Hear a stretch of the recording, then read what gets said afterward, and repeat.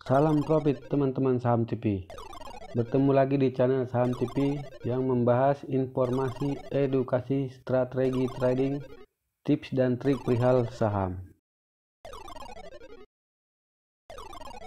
Baiklah teman-teman, pada video kali ini kita akan membahas bagaimana cara memilih saham berdasarkan aset manajemen rasio.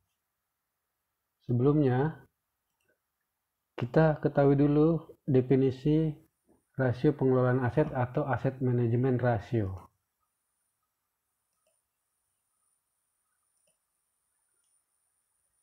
Aset manajemen rasio adalah rasio yang menggambarkan efektivitas perusahaan dalam mengelola asetnya. Dalam hal ini, mengelola aset non-kas menjadi aset kas.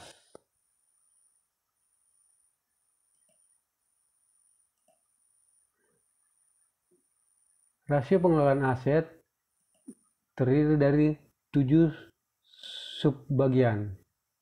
Yang pertama, Receivable Turnover Ratio atau RTR.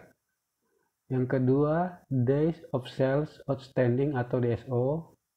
Yang ketiga, Inventory Turnover Ratio atau ITR. Yang keempat, Days of Inventory atau DOI.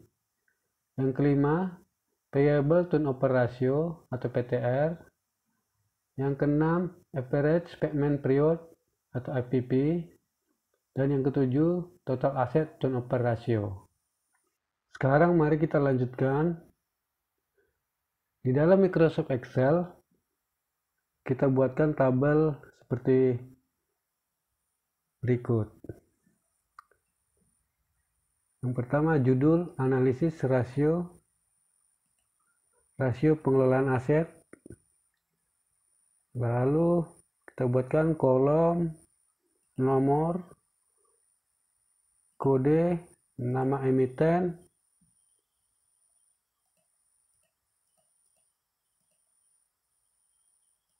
lalu ketujuh komponen rasio pengelolaan aset tersebut yang terdiri dari RTR atau Receivable Turnover Ratio atau rasio perputaran piutang yang terdiri dari rasionya berapa kali, lalu kolom ranking, lalu kolom skor. Begitu juga untuk kolom DSO, Days of Sales Outstanding atau periode pengumpulan piutang, terdiri dari hari, ranking, skor. Sama halnya dengan ITR, DOI, PTR, APP, Tato. Lalu kita tambahkan total skor dengan ranking.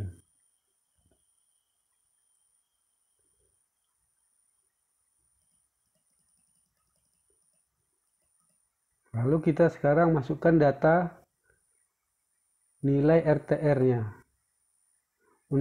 Untuk emiten, Cepin, JPFA, Main, SIPD.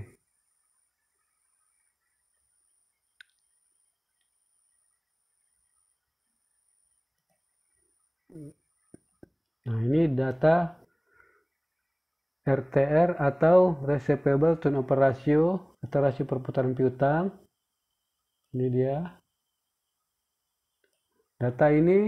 Mencari data ini sudah dijelaskan pada video sebelumnya ya, yang berjudul cara menghitung Receivable Turnover Ratio atau rasio perputaran piutang dari laporan keuangan. Nanti ada di link deskripsinya. Jadi angka ini kita copy,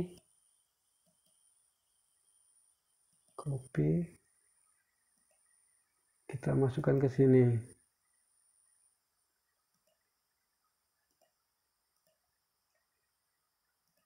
Oke, sekarang kita lanjutkan ke DSO. atau days of sales outstanding.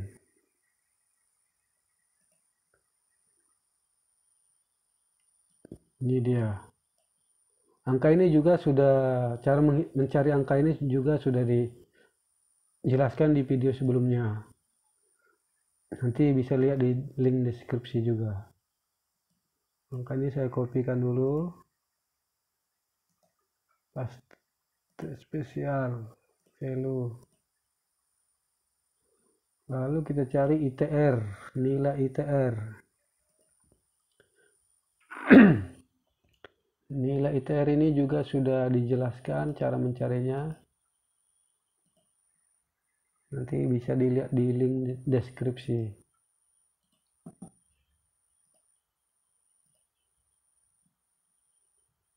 Lalu kita cari nilai DOI. Ini dia.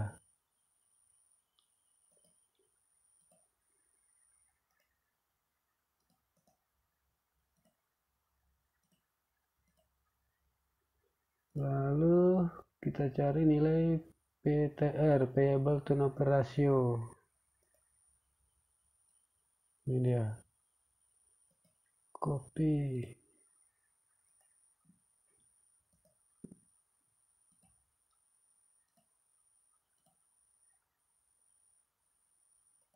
Sekarang kita cari nilai APP, average payment period. Ini dia. Average payment period atau rata-rata waktu pembayaran utang dagang.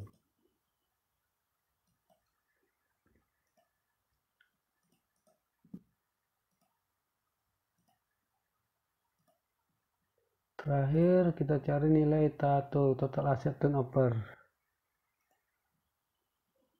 Ini dia.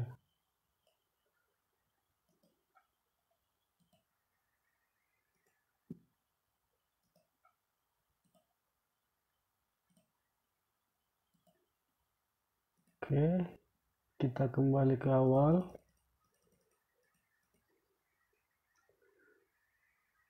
Nah, sekarang untuk RTR kita coba ranking kan dia.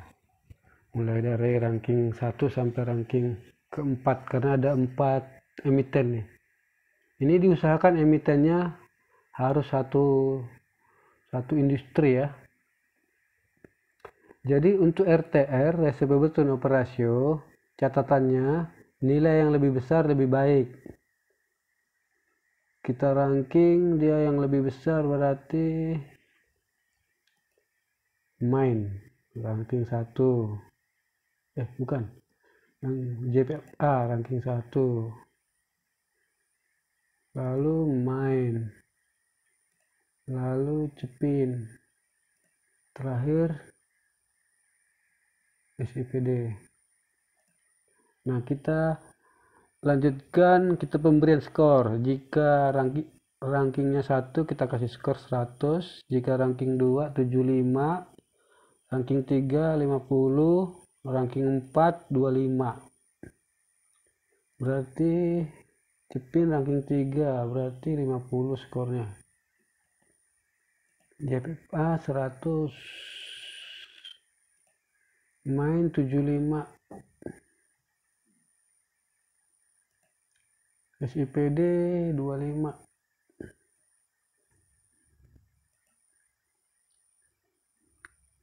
Sekarang kita lanjutkan ke DSO, Days of Sales Outstanding. DSO rekomendasinya nilai lebih kecil lebih baik.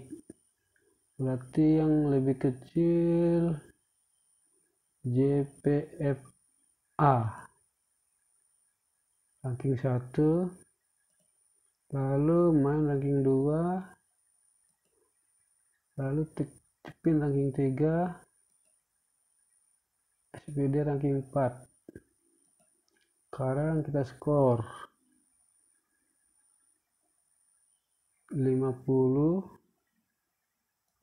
100, 75, 25.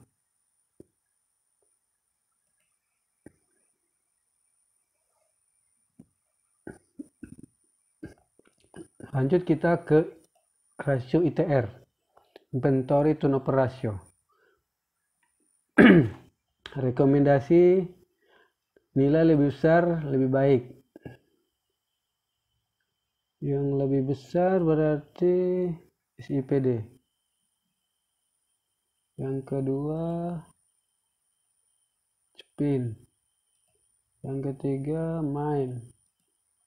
Yang keempat JPFA. Sekarang kita skor. 2 berarti 75. 4 25. 3 50. 1 100. Lanjut kita ke rasio selanjutnya.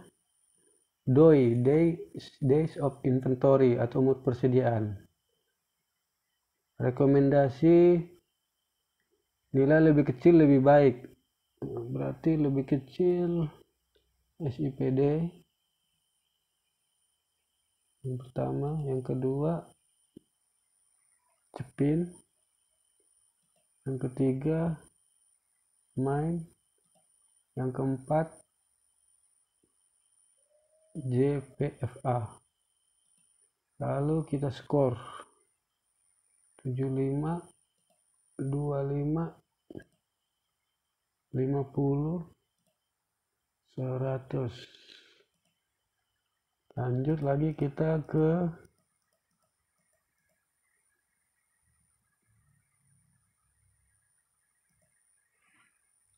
PTR, Payable Turnover Ratio. Rekomendasinya nilai lebih besar lebih baik. Berarti yang lebih besar itu MINE. Yang kedua JPFA, CPIN. Yang ketiga SIPD. Yang keempat JPFA. Lalu kita skor 75, 25, 100, 50.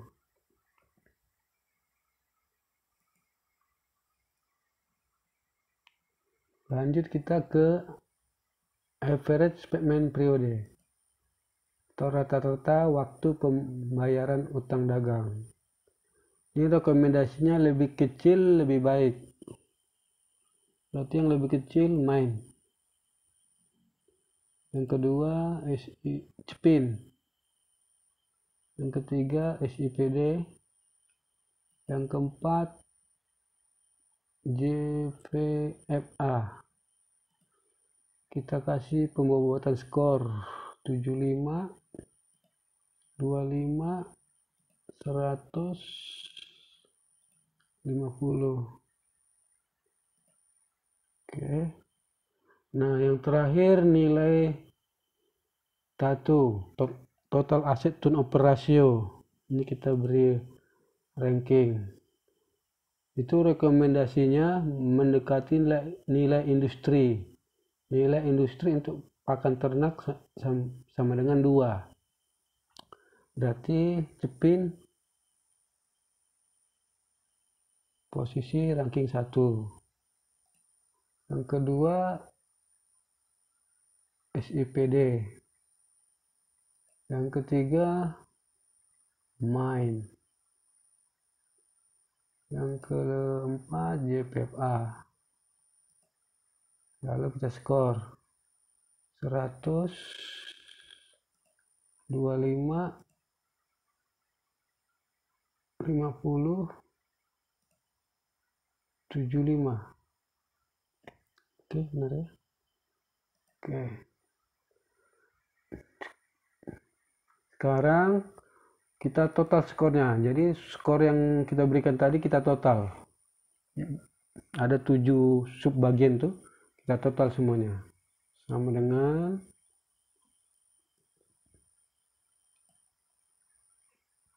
ini skor RTR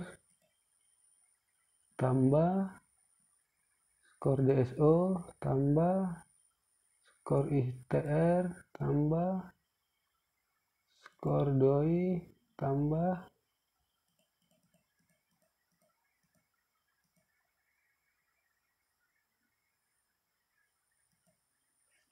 Doi ya, lalu skor PTR tambah skor APP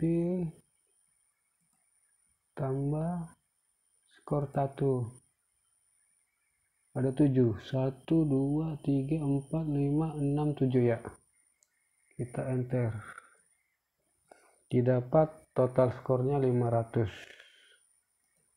Nah, rumus ini kita copy ke bawah, copy,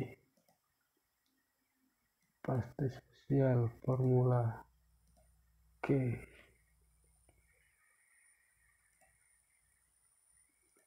didapat total skornya itu Cepin 500, JPA 325, Main 500, SIPD 425. Sekarang kita ranking dia. Dari data ini kita bisa lihat yang paling besar 500, berarti ini ranking 1, ada 2 ya 500 ya, kita anggap aja ini dulu ranking 1 juga, ini ranking 2, ini ranking 3. Jadi boleh dilihat bahwa untuk rasio pengelolaan aset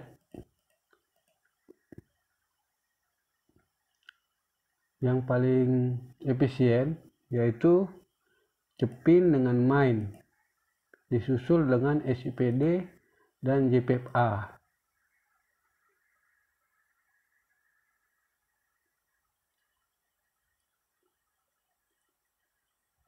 Jadi dia dari emiten ini yang paling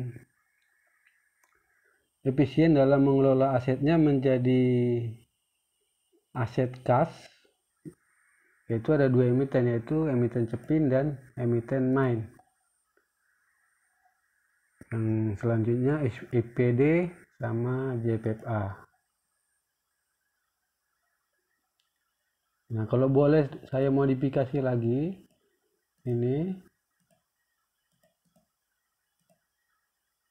saya ranking bintang dulu ya, saya kasih tanda bintang.